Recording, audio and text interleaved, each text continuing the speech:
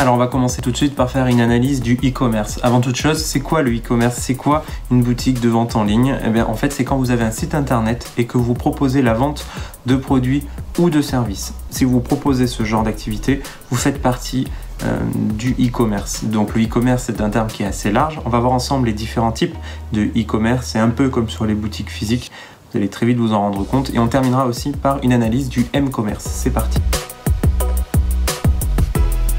Alors on commence avec les différents types de e-commerce. Il existe tout d'abord le B2C ou Business to Consumer.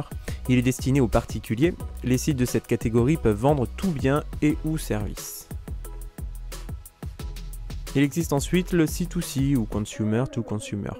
En fait, c'est un site qui est conçu pour effectuer une vente entre particuliers via des plateformes comme Le Bon Coin ou Vinted.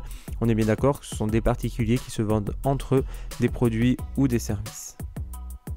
Ensuite, il existe le B2B, le business to business. Donc là, en fait, c'est le commerce en ligne entre professionnels. Donc en utilisant Internet notamment ou un portail de vente en ligne, les entreprises vont pouvoir facilement communiquer entre elles. Ça facilite notamment l'achat et la vente de produits ou services entre entreprises et améliore généralement leur efficacité.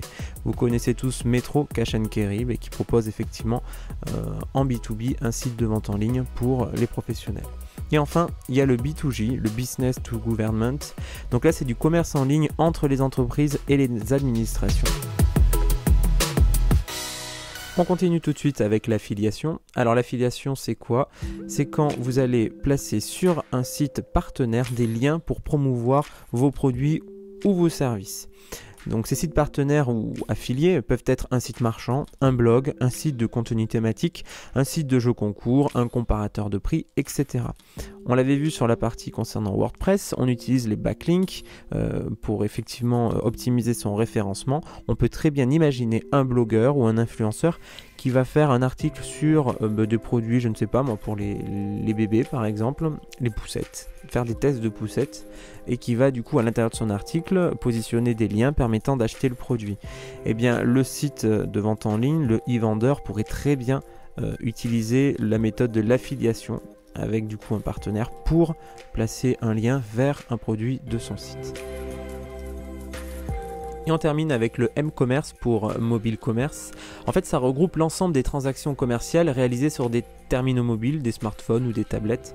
Et par conséquent, tous les actes liés à l'achat et à la vente de biens ou de services. Ça peut être l'achat de produits, ça peut être également la promotion ou les avis sur les produits, la réalisation d'opérations bancaires par le biais d'une banque mobile et l'utilisation de coupons mobiles. Donc il faut faire attention puisque ça c'est aujourd'hui quelque chose qui est incontournable. Il faut que votre site soit responsive ou alors vous pouvez même proposer une application mobile qui peut être téléchargée sur les téléphones ou les tablettes. Cette application permet d'avoir vraiment une optimisation de l'interface et de rendre beaucoup plus fluide et beaucoup plus confortable la navigation sur le site de vente en ligne. Alors les grands noms du e-commerce ont une application, je pense notamment à Amazon ou Darty, mais il y en a plein d'autres et aujourd'hui créer une application ça coûte cher, mais ça peut être un investissement qui peut être facilement rentabilisé si votre site rencontre son public.